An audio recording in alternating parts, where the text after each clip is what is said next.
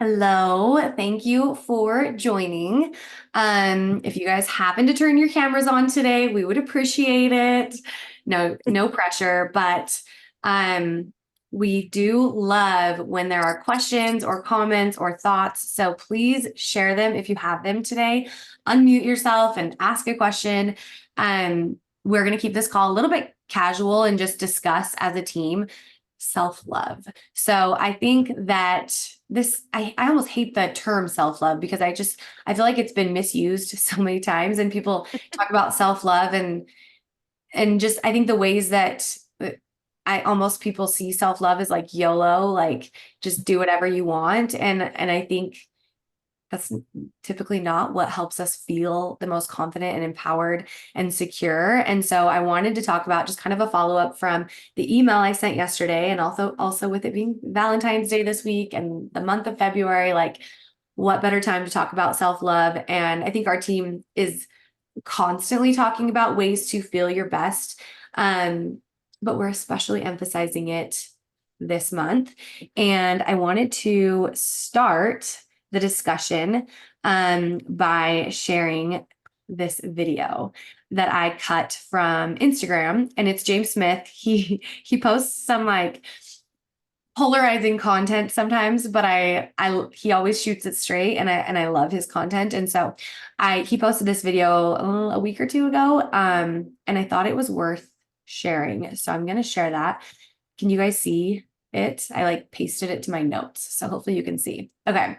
We will try. We'll try to listen to it. Hopefully I haven't actually tested this. So hopefully this works.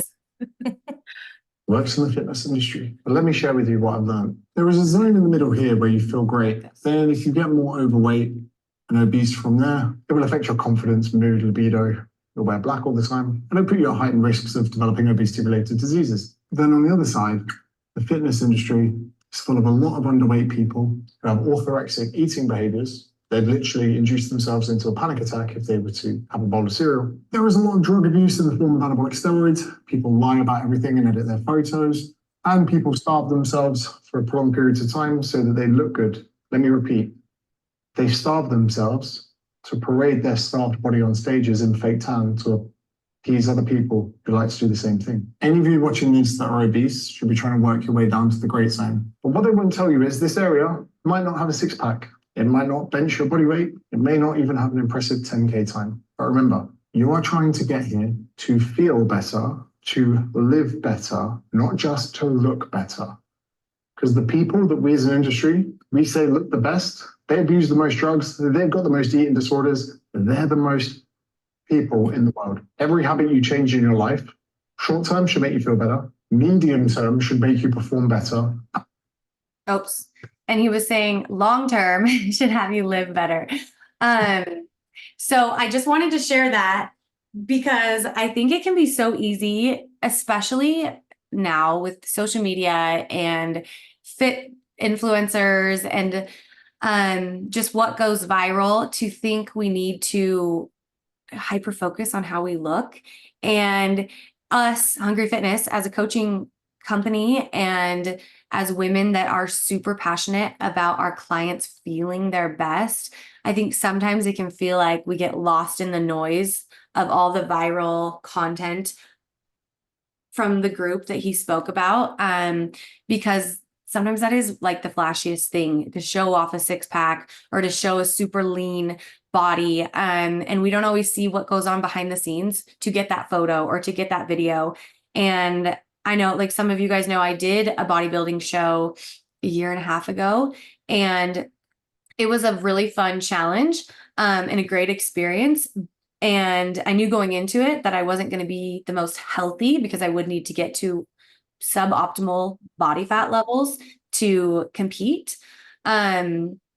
But that when I was at 11% body fat, 10% body fat, and I would share a workout video, I would get way more likes and views at that really low, lean level that also had my thyroid suboptimal. It had my sex hormone suboptimal. I was thinking about food 24/7 because I was always hungry because I was underfed. But also I had to, in order to plan and eat the foods that I needed to be that low of body fat. I'm lucky and I think my period hangs around pretty low body fat percentage wise, but I also lost my cycle that last month of my show.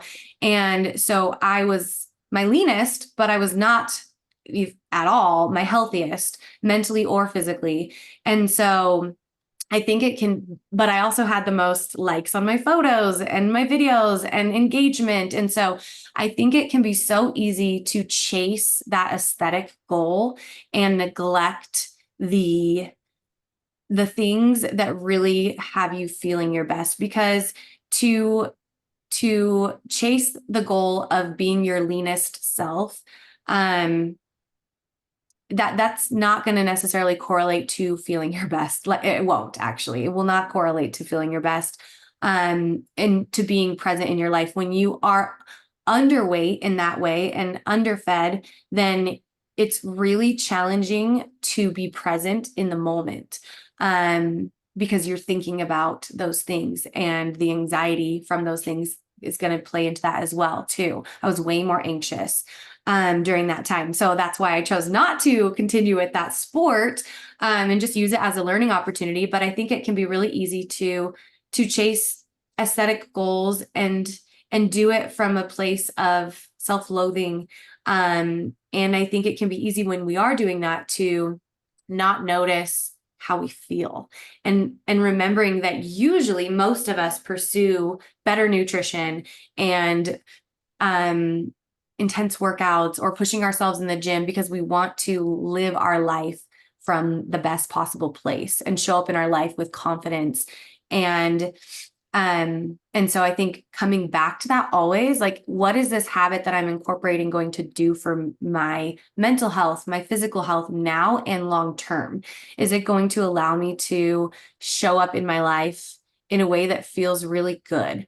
And what does that look like for me? And that might be different for you than it is for someone else. And the stress that we have in our current life might be, so that maybe we need to make adjustments but just wanted to talk about that because we also had a client that asked about like how do we handle our bodies changing when maybe we're adding in weightlifting and like now clothes aren't fitting in the same way.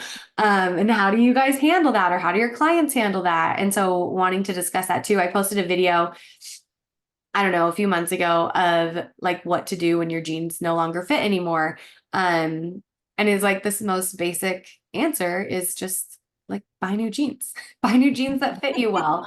And it's funny because it got so much engagement because that is something that women stress out about. Like we keep that same pair of jeans that we had when we were 10 pounds lighter, and try to squeeze into it and are uncomfortable and we don't feel good.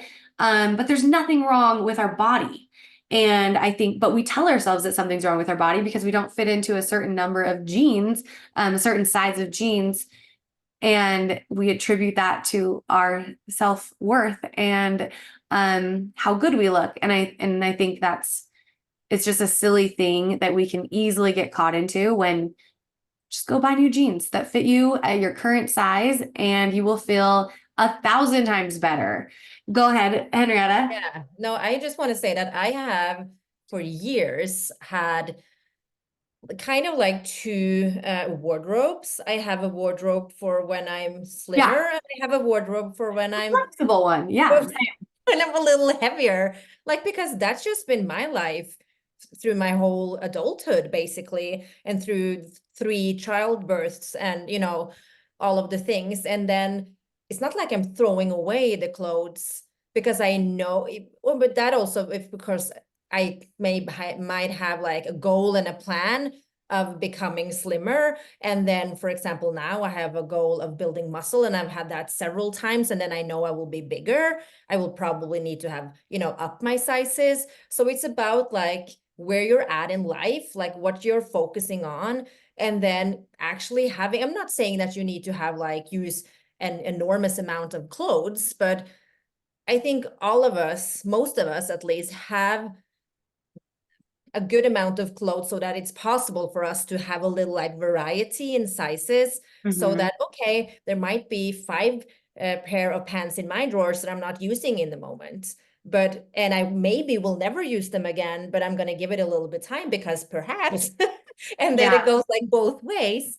So I think exactly that's one thing that is just keep a little bit of a variety so that putting on clothes every day is not making you feel miserable, yes. because it's just natural, as you know, our whole lives to go through changes at some, you know, capacity, at least on our body, for the one reason or not or the other. Absolutely. And I think too, remembering that yes, we each want to be the best version of ourselves, but remembering too that that might not look like someone else you think is really cute. And that's okay. Like, thank God that we don't all look the same. Because that's so boring. And I think like there's beauty in all different physiques. And so just like remembering that too, you don't have to look a certain way. And it's a Just look process. at us in the team, like all of Yeah, we us in all the look team, we look different. so different, like all Yes, of and us. we are all Yeah. passionate about our Yeah. health and our wellness and our physiques. And I Yeah. don't, you know, I and so I think remembering that too, like what is the best version of you, and like let that just happen. Focus on the things that allow you to feel your best, and you will see changes in your body that you're proud of because you're working hard to improve how you feel. And I think too, like on that topic of confidence, I was reading that like as we pursue learning something new, so whether that's like hyper focusing on one thing and learning as much as we can about it, or maybe learning a lot about a lot of different things, but like that mastery of just learning gives us so much confidence. And I think by you showing up here on these calls or being a part of the community or hiring a one-on-one coach or doing subscription programming, you are putting yourself in a place to continue to learn tools and habits and education to where you improve your health, you improve your strength, you improve your longevity. Um, and so that not only helps you with self mastery, but also correlates to feeling your best. And so you're kind of like dipping into both pools when you're focused on your health and wellness. And so props to all of you guys as well for that. Um, but I wanted to share one of my I was just kind of thinking as I was thinking about this topic and self-esteem and confidence and self-love and like the things that I do in my life to feel the most confident. And there's many things, lots of small things, lots of big things.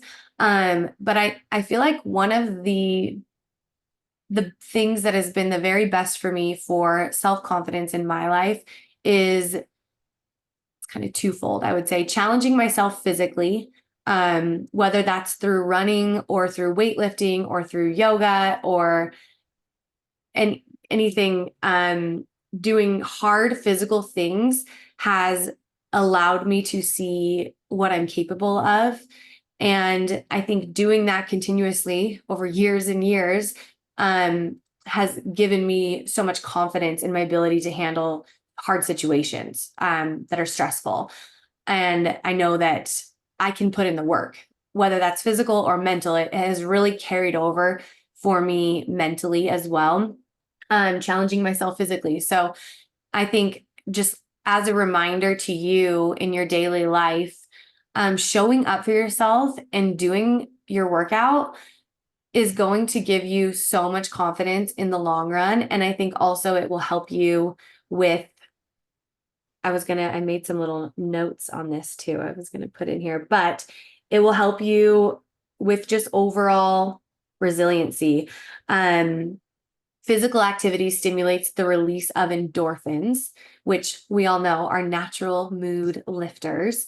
And I was reading just some research on this, where regular exercise is associated with improved mental well-being and resilience to stress, and can also enhance cognitive function and reduce physiological effects of stress by improving, I thought this was cool, by improving the efficiency of our autonomic nervous system. So it's just making us more efficient at handling stress. And I have definitely felt that in my life. And then as far as movement goes and hard things, I will say weightlifting, like lifting heavy weights and lifting with a barbell, has given me so much confidence. I don't know if you guys can say that too. Like, when did each of you start lifting weights? When was like your first memory of lifting heavy? Like, we're not talking like the 5 pound dumbbells at the gym, but like lifting a heavy barbell or lifting some really heavy weight. Do you guys remember that? Like what that felt like? Are you asking us coaches or? Yeah. Or anyone. Yeah. I mean, coaches for sure. Clients, I would love to hear. Rosemary, Amanda, Carla, what do you guys, do you remember your first time lifting heavy? Yeah, maybe not the first time you lifted heavy, but like, do you remember the first time that you noticed that correlation of like, hell yeah, I'm a powerful being. Like I can lift heavy things. Like, what do you guys remember where you were at or what, I or just maybe remember where like you experienced that?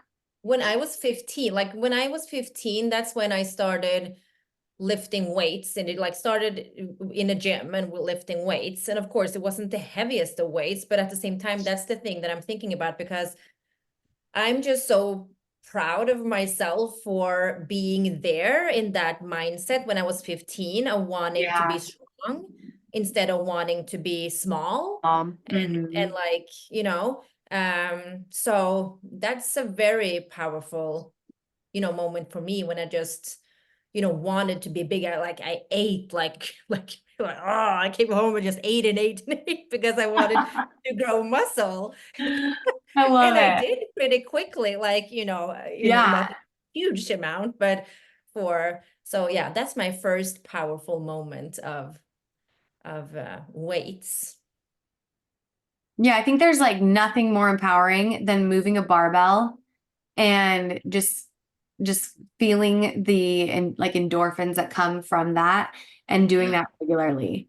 I think it translates to so much confidence in every area of my life. And it's funny, I don't know if you guys have seen this, but I've definitely in my, I don't know, 10 to 15 year career as a coach and then 20 plus years as an athlete, at a very young age, I recognized that my body was, like how my body looked kind of was correlated to what my input was, like what I was putting in.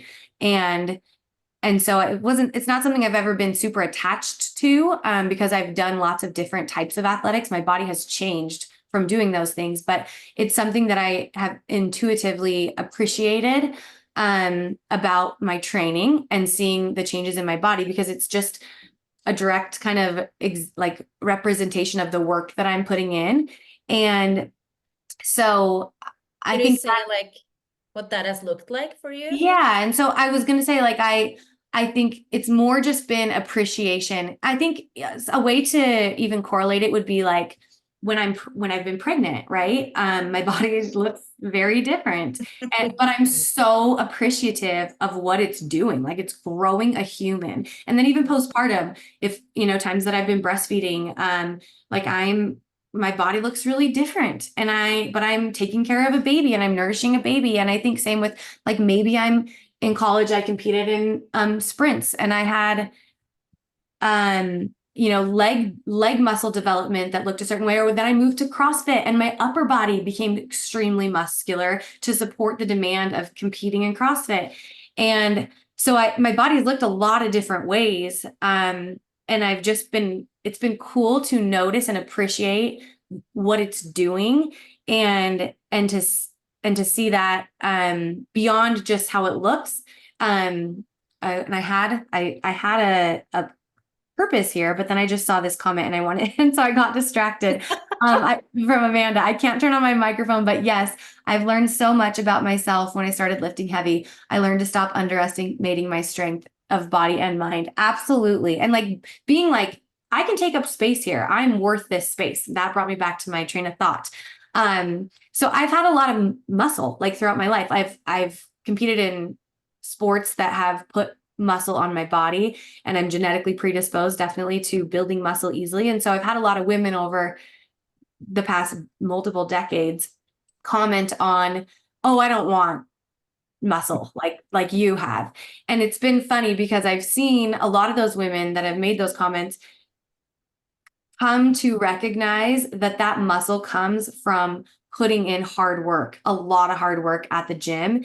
And it's been so cool to see like the light bulb moment that women have, that when they realize like, oh, it's so much more than just how her body looks. Like she feels strong and capable because she has put in a lot of work lifting heavy weights and pushing her body. And like she wouldn't give up that muscle to save her life because of what comes with that, that hard-earned muscle. And so I think when women maybe don't experience the empowerment and the confidence that comes from pushing themselves hard physically because they don't want to look a certain way, they miss out on so much confidence that they could have.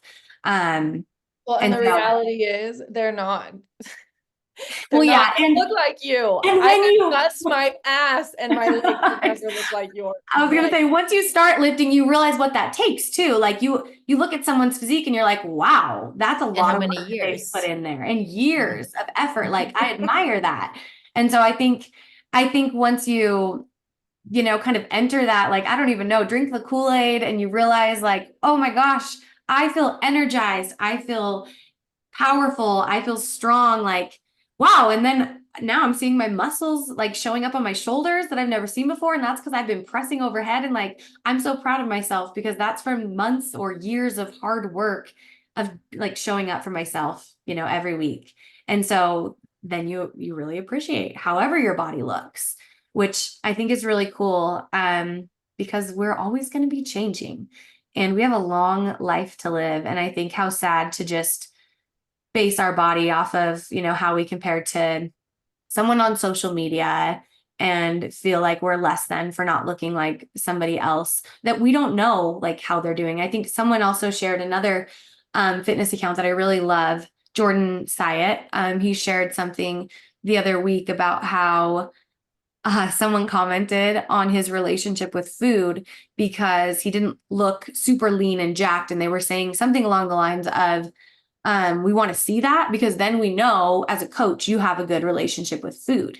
And That's he did always such a cool. good job of explaining, like, just because I show a bunch of photos with me and my wife where we're kissing and like loving each other on social media, does that mean we have a good relationship in real life? Like, you don't know anything about our relationship in real life. Like, nothing about how we are behind that picture on social media. And so me showing you pictures of myself super lean or doing crazy feats of strength, like how does that tell you what my actual relationship with food is?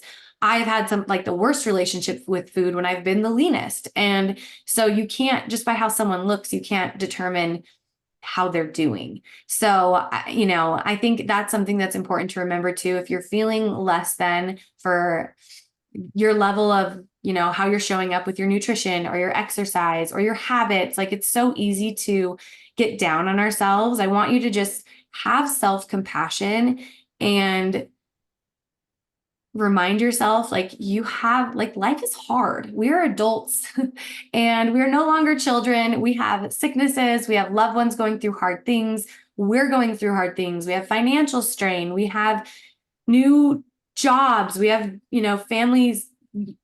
Our families are changing through pregnancies or death, or there's just so much that we have to carry. So to add how we look on top of that and isn't helpful for us to Had feel a best lives. I had a friend of mine. I met a friend of mine at the gym yesterday, and she's a little older than me. I think she's 50, perhaps. It's not a close friend. And then she said, and that's so true. But she was like, oh, so now we were talking about the kids and like looking forward to like being able to not like needing to have a parent at home for like the little one. Like, oh, so I was like, in a couple of years, I will be able to do whatever I want without needing, to have someone watch Penelope because she will be able to handle herself more. And then she said, yeah, but then like when you're over with that, then you go into menopause. Like there's always something. And I was like, yeah, for so many, that's so true. Like we go through like dealing with kids for 20, like depending on how tight you get them, or and Mhm. then perimenopause hits, and it's like there will always be something that is going to kind of hold you back, Yes, or absolutely. will need your attention or something. Like it will be there no matter, even if you like it or not. So it's just about like, okay, but how can I tackle what can I do? What can I control now, in regards to how my life look now? And just, let's focus on that. And Yeah, instead of being frustrated of all of the things that, you so can't. true. Yeah. It's so easy to think like the grass is greener. Like I remember Yeah. when I was working full time, 50 hours a week, and like seeing some friends that were 10 years older going to the gym with their toddler. And I'm like, oh my gosh, they could literally work out any time of day that they want to. They're so lucky. I only have like 5 a.m. before work or 5 p.m. after work that I can work out. And it's so much harder for me. I remember saying that and thinking like once I'm a mom and if I don't have a job, like I could just go to the gym anytime. And then I became a mom and it was like, oh no, there's nap time. And then you have your kid crying when you're trying to work out. You got to change a diaper. Like you're exhausted because you actually haven't slept for months. And thinking like, oh, when my kids are older and they're in school, I'm gonna be able to do whatever I want. And now my kids are older and they're in school and I could work out. Like I'm way more flexible with my workouts, but I also have so much more mental load than I did when they were Mm. babies and they would follow me around everywhere. I have Yeah. schedules and things to pick up and work tasks. And so I think like we are, yeah, Goodness. always going to have things that are going to make it hard to show up for ourselves. And so having that self-compassion and just asking yourself like, okay, what like 3 things can I do for my mental and emotional and physical health and wellness for current and long term today? Like, what are like the 3 things I can do? Maybe that's I get outside for a 20-minute walk. Maybe that's I get some protein in with my breakfast and I carry my water bottle with me throughout the day. And like when I see my kids for the, intervals between sports, like I just sit for 60 seconds and look them in the eye. And I'm getting that connection, even if it's short. Like, Mm. how can I fill my cup up today when I don't have 4 hours to work out and I don't have meals prepared for me and I can't get 9 hours of sleep? But I have, things going for me in my life that other people don't have too. And so thinking, what do I have going for me that can support me in feeling my best? And what are my challenges? And then what expectations can I have of myself with all of that? And just know that, what you put in, you get out of it. And so something over nothing. Like I always say that, but what is something I can do today? Because truly, I saw another thing. There are a lot of positive things on social media, but I saw another thing last week and someone said that, I'm feeling so depressed. It was like a woman talking to herself, but she was pretending to be both people. And I'm feeling so depressed and down right now. And then she said to herself, like, have you gotten outside today? No. Have you gone for a walk today? No. Have you drank water today? No. Have you had any vegetables today? No. Have you talked to any loved ones today? No. Like, did you get sleep last night? I think there were a lot more. Like, have you drank water today? No. Did you get sleep last night? And it was like, yeah, I am sleeping a lot. And it was like, okay, it was just funny because I think it can be so easy to feel really down and sad, especially this time of year. But like there is a roadmap. Like get outside, drink water, eat regular meals, even if you're not getting in protein, like try to get in some vegetables, a little bit of protein. Find connection with yourself and those around you, even if it's small like that, like a text to a friend or a Marco Polo or sitting with your kid for a minute while they tell you a really long story. Just like finding those little things that you can do that really do make you feel better. And I think moving my body, getting outside, drinking water, prioritizing a sleep schedule, those boring things really do add up to feeling my best. And so hopefully you can carry some of those forward. I gave some tips in the email that I sent out yesterday. And also it is the last week of our challenge. Oh, go ahead, Griffin. Oh, I was just gonna say really quickly, I like kind of coming full circle to the confidence piece. Again, I think I saw this last week on social media. There is, like you said, some good stuff out there. I'm pretty sure it was Adam Grant, if I remember correctly. But talking about how, like, what is confidence? Confidence is trusting yourself and following through with what you say you're going to follow through with. And if you are telling yourself, I'm going to drink the water, I'm going to go to the gym, I'm going to get outside, but you don't, and you keep breaking promises with yourself, Absolutely. it's easy to not have a good confidence. But if you do the things, if you keep the promises to yourself and you do the things, you can trust yourself. When you say you're going to do something, you do it. That's exactly what confidence is. It's never going to be perfect. There's always going to be something tomorrow. There's always going to be some challenge. There's always going to be something to overcome. But if you can trust yourself, that'll at least help with that confidence, sort of go hand in hand. I 100% agree. So make those commitments small, like start small, start with things that you know you can do, and build off of that. And I just shared some of my favorite books, but I'll just say them for just self-love and building confidence. Atomic Habits by James Clear, like forever a favorite. And he talks just, that is exactly what he highlights. Like, how can you have small commitments to yourself? And then the Book of Boundaries by Melissa Urban, she's local. And I loved that book because I think when you have boundaries, like you are taking care of yourself. And I thought that was just, it's a great book if that's something that you struggle with. And that's supposed to say max out your life. It autocorrected to max out to your life. Max Out Your Life by Ed Milet. I love him. He's just so like positive and inspiring in that way. And so if you are needing like a shot of positivity, that's a short book and you can get it on Audible. I recommend it on Audible, actually. He's great to listen to. And then The Four Agreements is also a really good one for just getting more clarity on your values and how to show up. And I think that brings confidence too.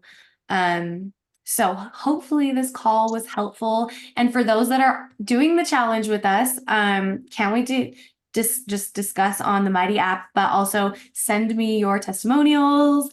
And we'll be choosing winners for that on next week's call. So thank you for joining. Happy Valentine's Day week and self-love month, and hope you all have the best day. Thank you.